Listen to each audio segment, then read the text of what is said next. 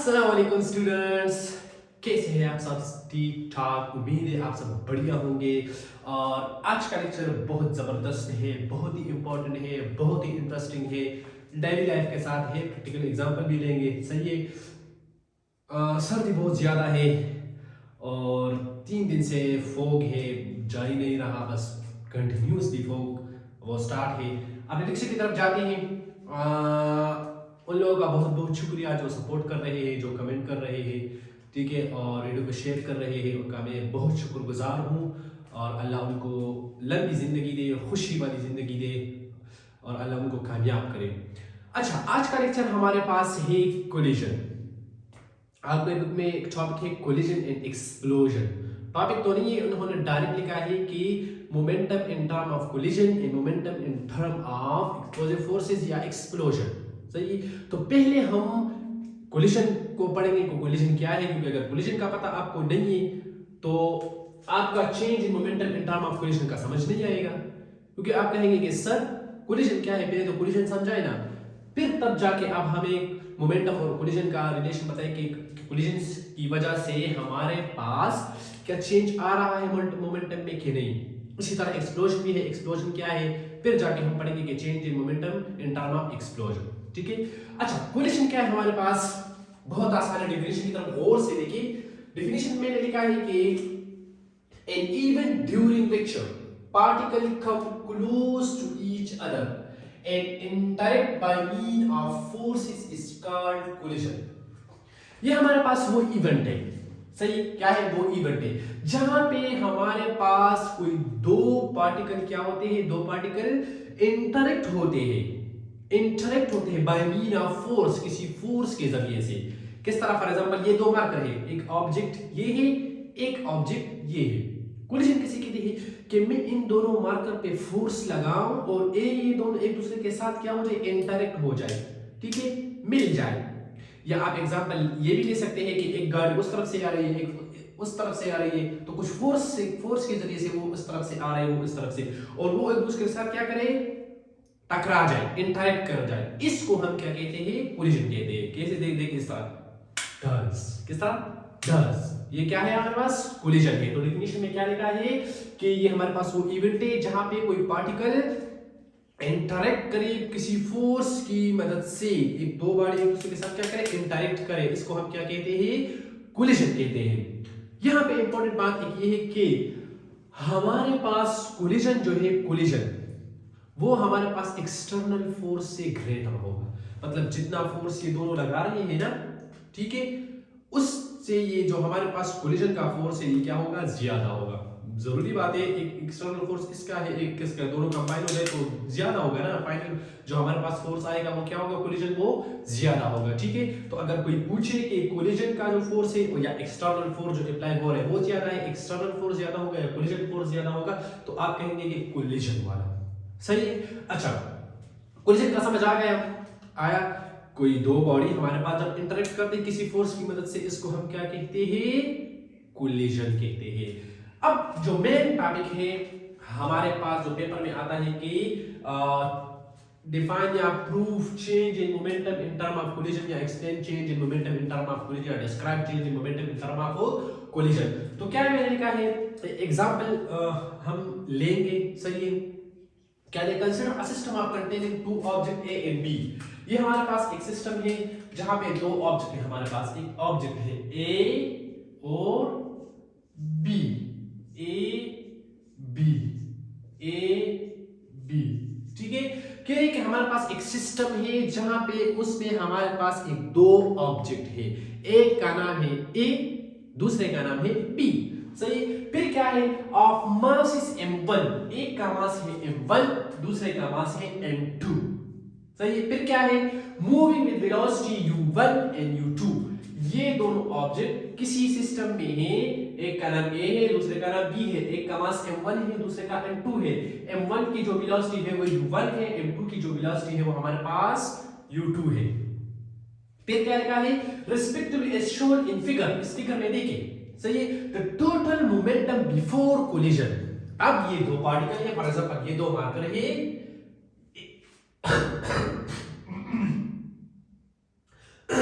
Sorry, ये दो marker है, ठीक है, बिफोर कोलिजन अभी तक हमारे पास इन दो ए और बी के दरमियान इंटरेक्शन नहीं हुआ, ये दोनों एक दूसरे के साथ इंटरेक्ट नहीं हुए, तो यहाँ पे हमारे पास मोमेंटम क्या होगा, मोमेंटम हमारे पास बराबर होगा initial momentum is equal to m1 u1 m1 u1 plus m2 u2 plus m2 u2, तो ये हमारे पास क्या है, बिफोर कोलिजन इस बॉडी का मास और वेलोसिटी है, इसको हमने नाम दिया इक्वेशन नंबर 1। अब नाउ आफ्टर कोलिजन अब कोलिजन हो गया, ये ए और बी एक दूसरे के साथ इंटरेक्ट हो रहे हैं, ये दरमियान में देखिए एक दूसरे इंटरेक्ट हो रहे हैं, तो जब इंटरेक्ट हो जाए तो ये इसको इस तरफ धकेलेगा, ये इसको इस तरफ धकेलेगा, ठीक है, तो ये ए वाला उस तरफ पीछे की तरफ चला जाएगा और बी वाला इस तरफ चला जाएगा। इंटरेक्शन के बाद, कोलिजन के बाद, ये बिफोर कोलिजन है, ये हमारे पास आफ्टर कोलिजन है, ये ड्यूरिंग कोलिजन है, जब जिस टाइम कोलिजन हो रहे देखिए एक दूसरे के साथ इंटरेक्ट हो रहे हैं, तो इंटरेक्ट होने के बाद ये जो ए है ये उस तरफ चला जाएगा और ये बी है इसकी वेलोसिटी इस तरफ आ जाएगी, तो क्या लिखा है, know after collision the masses will be m1 and m2, masses तो वही रहेंगे, and the velocities will be v1, इसकी वेलोसिटी क्या हो जाएगी, चेंज हो जाएगी v1 और इसकी velocity v2। Now so final momentum हमारे पास क्या आएगा, फाइनल मोमेंटम हमारे पास देखिए ये फाइनल मोमेंटम हमारे पास क्या आएगा, ये Pf is equal to m1 v1 plus m2 v2, m2 v2 equation number 2। अभी पिछले लेक्चर में हमने law of conservation of momentum पढ़ा कि अगर एक आइसोलेटेड सिस्टम है तो वहां पे हमारे पास फाइनल मोमेंटम और इनिशियल मोमेंटम हमारे पास क्या होंगे, बराबर होंगे, या हम कहते हैं कि कंजर्व होंगे। कंजर्व का मतलब है कि momentum can not be created not be destroyed, सही है, किस सिस्टम में, आइसोलेटेड सिस्टम में, तो हमने पिछले लेक्चर में ये प्रूफ किया था, सही, ठीक है, अगर आपने पिछला लेक्चर नहीं देखा तो आप जाके वो देखिए, फिर आपको ये वाला समझ आएगा। तो by law of conservation of momentum initial momentum is equal to final, तो इनिशियल की वैल्यू ये है, फाइनल की वैल्यू ये है, हमने सिंपल क्या लिखा, इन दोनों की वैल्यू लिखी, तो हमारे पास change in momentum in term of collision क्या आ गया, ये वाला आ गया, देखिए सही है, इसका फाइनल रिजल्ट है। इसका मतलब क्या हुआ, इसका मतलब ये हुआ कि अगर हमारे पास अगर आइसोलेटेड सिस्टम है, कौन सा, मैं बार बार जिक्र कर रहा हूं, अगर हमारे पास कौन सा सिस्टम है, isolated, if we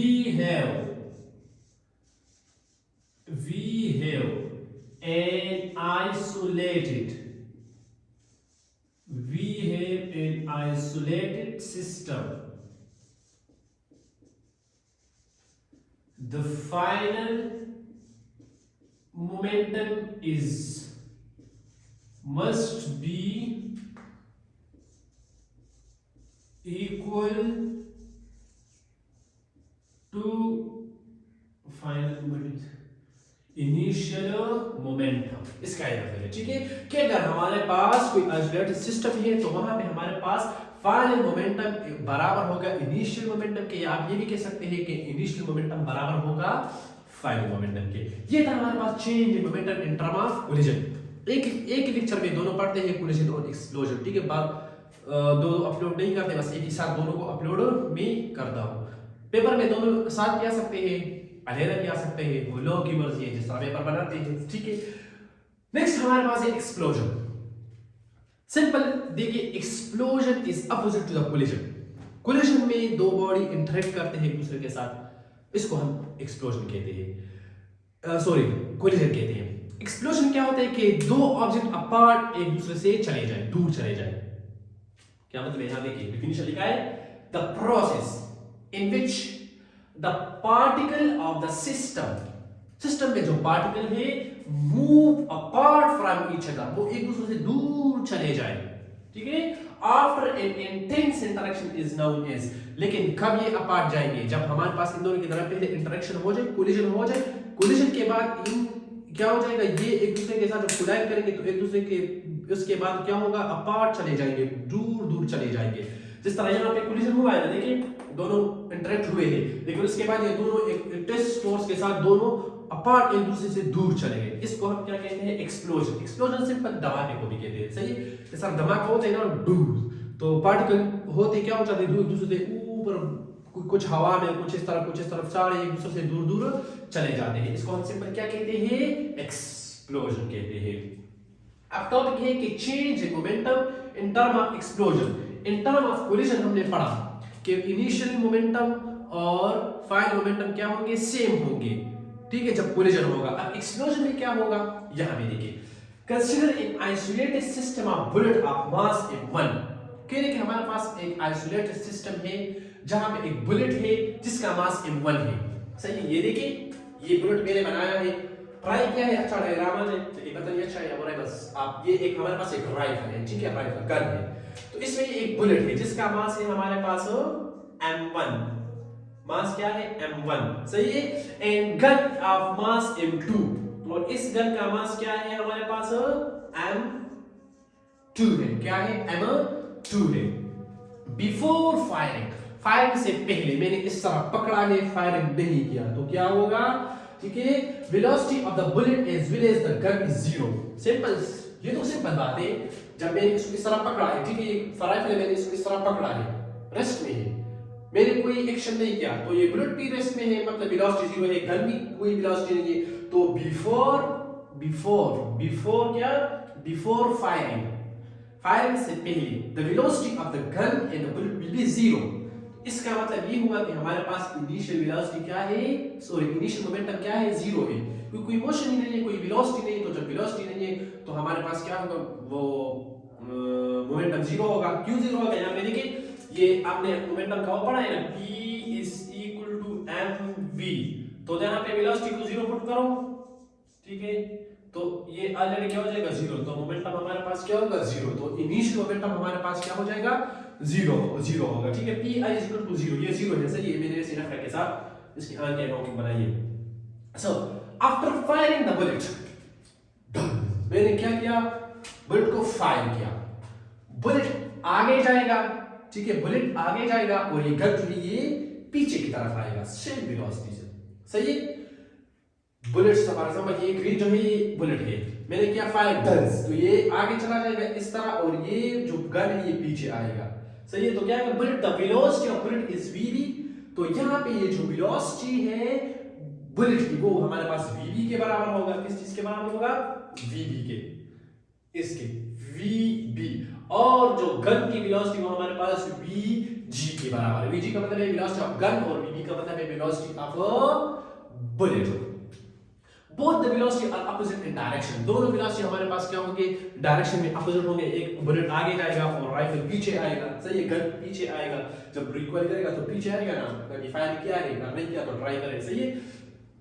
so if we add up both the velocity, लेकिन अगर जब हम इन दोनों वेलोसिटी को क्या करें, ऐड करें, एक वेलोसिटी इस तरफ जा रही है, एक इस तरफ जा रही है, ठीक है, डायरेक्शन अपोजिट है, इन दोनों को हम ऐड करेंगे, the total momentum is become zero, तो हमारे पास टोटल मोमेंटम हो क्या होगा, वो जीरो के बराबर होगा। यहां पे देखिए mvb प्लस mvg, mv किसका फार्मूला है, मोमेंटम क्या है ना, p का, pvb आप लिख सकते हैं plus pg is equal to 0, एक ही बात है, क्योंकि mv हमारे पास किस चीज के बराबर है, मोमेंटम के, तो momentum of bullet plus momentum of gun is equal to हमारे पास क्या होगा, जीरो के बराबर होगा। लेकिन अगर ये क्या है, आइसोलेटेड सिस्टम है, आपको बार बार आइसोलेटेड सिस्टम का कह रहा हूं, आइसोलेटेड सिस्टम का ये कांसेप्ट है, ठीक है, हमने आइसोलेटेड सिस्टम पढ़ा है, किसे कहते हैं, पिछले लेक्चर में है, वो सिस्टम जो पार्टिकल अपने दरमियान इंटरेक्शन करते हैं लेकिन उसका एनवायरनमेंट के साथ कोई ताल्लुक नहीं होता, हालांकि ग्रेविटी के साथ उसका कोई इंटरेक्शन नहीं होता, सही है, तो वो आइसोलेटेड सिस्टम है। तो ये जितना भी हमने पढ़ा कोलिजन और एक्सप्लोजन, ये आइसोलेटेड सिस्टम की बात हो रही है। अगर आइसोलेटेड सिस्टम नहीं है तो हमारे पास मोमेंटम कभी भी बराबर या कभी भी जीरो नहीं आएगा, सही है। ये सिर्फ हम किस चीज की बात कर रहे हैं, आइसोलेटेड सिस्टम की बात कर रहे हैं। नोट्स हमेशा की तरह फेसबुक पेज पे अवेलेबल होंगे, डिस्क्रिप्शन में लिंक मौजूद होता है, मैं आगे देता हूँ, सही है, वहां से कॉपी करके वहां पेज को फॉलो करें, तो सिंपली जैसे आप जाएंगे आपको वहां मिलेंगे भी, यूट्यूब से जाने की जरूरत ही नहीं है। और अगर आप चैनल पे न्यू है तो चैनल को सब्सक्राइब करें, वीडियो को शेयर करें, और अगर आपको पसंद आए तो लाइक भी करें, सही है। और क्या करें, अगर कोई क्वेश्चन है तो पूछ सकते हैं, आप बेशक पूछें। आप आज के लिए मुझे इजाज़त दीजिए। अल्लाह हाफ़िज़। जुम्मे का दिन भी है, नमाज़ पढ़ने भी जाना है, लेट भी है, सही है, कोई बात तो है ही नहीं, रात को देखा बात है। तो तकरीबन अज़ान हो रही है, बस नमाज का टाइम भी है, तैयारी भी करनी है। तो अगर क्वेश्चन है तो आप पूछ सकते हैं, फिर कोई कन्फ्यूजन के आप पूछ सकते हैं, जो भी क्वेश्चन है, सही है। आज के लिए इजाज़त दीजिए। अल्लाह हाफ़िज़।